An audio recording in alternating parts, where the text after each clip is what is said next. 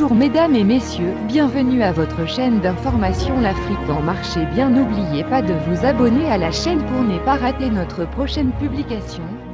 Désormais, et il est clair que nous nous battons contre les forces de l'OTAN, si ce n'est l'OTAN lui-même, il faut le reconnaître, a poursuivi Olga Skabayeva. Au lendemain du naufrage de son vaisseau amiral en mer Noire, la Russie a promis ce vendredi d'intensifier ses frappes sur Kiev en réponse à des attaques qu'elle qualifie de terroristes, la première visant le fabricant des missiles Neptune avec lesquels les Ukrainiens affirment avoir coulé le Moskva. Le nombre et l'ampleur des frappes de missiles sur des sites de Kiev vont augmenter en réplique à toutes les attaques de type terroriste et au sabotage mené en territoire russe par le régime nationaliste de Kiev, a mis en garde le ministère russe de la Défense. Vladimir Vladimirovitch Poutine, officier du KGB, homme d'État russe, président de la Fédération de Russie par intérim de 1999 à 2000 et de plein exercice de 2000 à 2008 et depuis 2012, suite au naufrage du croiseur de guerre Moskva, une des présentatrices d'une émission de la télévision d'État russe a affirmé en pleine émission que la guerre en Ukraine s'était transformée en une guerre contre l'OTAN, en une troisième guerre mondiale.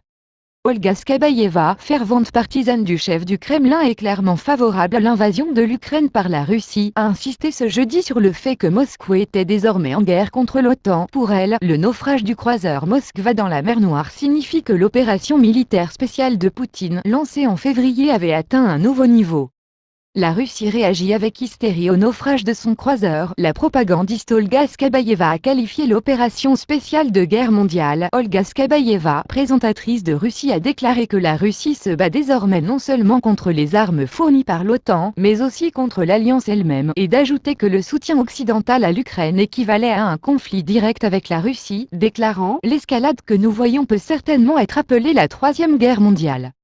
Les responsables russes ont refusé de reconnaître les affirmations de Kiev selon lesquelles le navire Moskva avait été coulé par des missiles de croisière ukrainiens, une opération qui serait l'un des plus grands succès militaires depuis le début de l'invasion.